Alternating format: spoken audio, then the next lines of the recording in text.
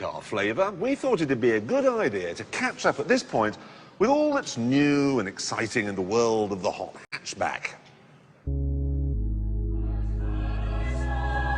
I've always been a big fan of hot hatches because they were cheap, simple, and you got two cars for the price of one. On the one hand, they were as practical as a normal hatchback. You could use them for taking the children to school.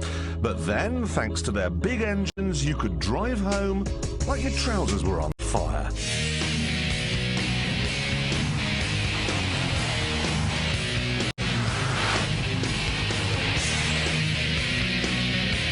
Recently, however, things have got all muddy and complicated.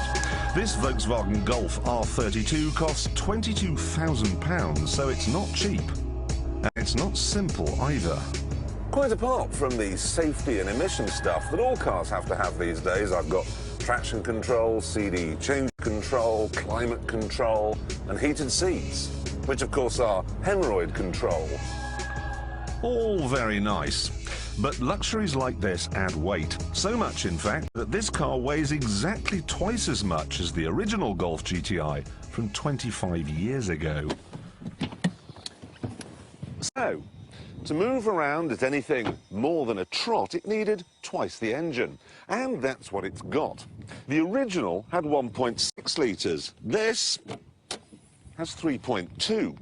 The original developed 110 brake horsepower. This develops, well, slightly more than twice that, actually, 240 brake horsepower. Because it has twice the engine and twice the weight, that led to another problem. It needed twice as much grip. So, the original was front-wheel drive, this is four-wheel drive.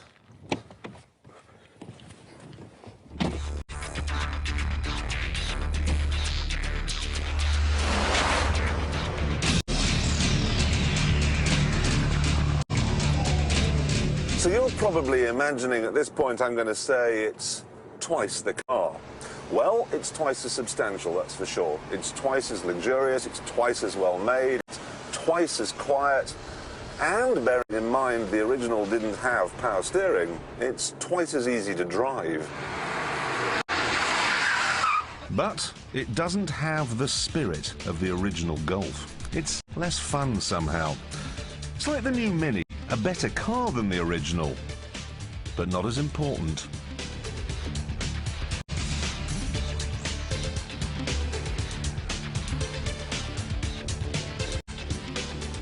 As a historical monument, then, it's thrashed. But as a 21st century flying machine, how does it stack up? In this market, in the blue corner, you have the Ford Focus RS. In the red corner, there's the Honda Civic Type R. And in the yellow corner, the Seat Leon Cupra R. This is a world of fat tyres and aluminium add-ons, where the show matches the go.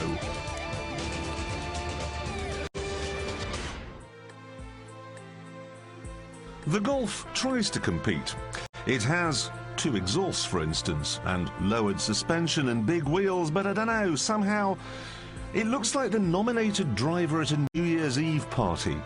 It's sober and restrained in a rainbow whirl of streamers and noise.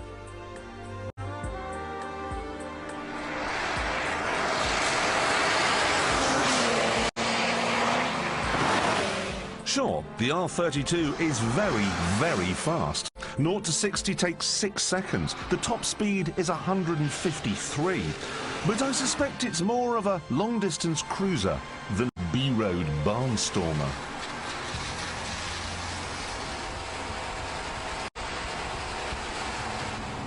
The engine doesn't really like to be revved, and the gearbox doesn't like to be rushed, and the steering doesn't like to be rushed either. If you're quick with the wheel, you can actually beat the power assistance. It all suddenly gets very heavy, which is weird.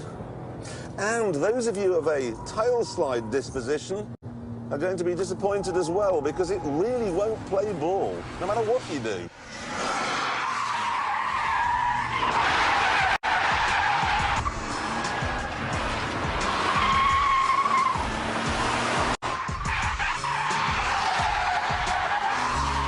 don't know, it's not brutal like Ford, it's very soft actually, and very forgiving.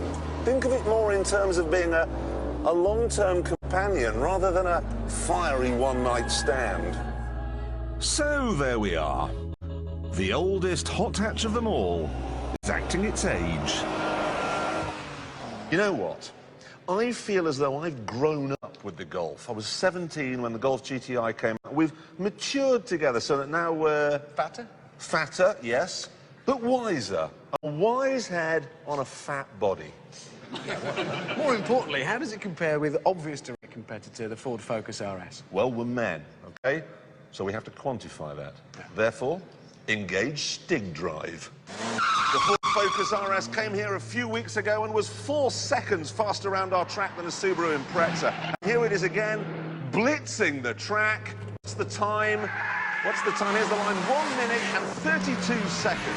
So how does the Golf compare?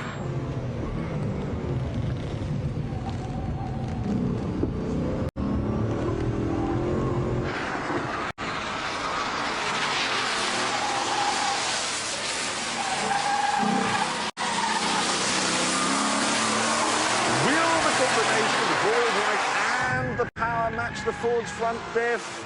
Ooh, crosses the line in 1 minute 33 seconds. Well, that's only 1 second behind the Ford. I know. And that means it's still 3 seconds quicker than an Impreza. It's an astonishing car. It really is. But you've got to admit, that Ford is incredible. Then again, you did have reservations. Exactly. The very thing that makes the Ford incredible on track, its front differential, makes it useless on the road. It's so twitchy, there's so much torque steer. Now this, yes, it's a second slower on a track, a big deal, but on the road it's so much more civilized. This is the car for me. Right.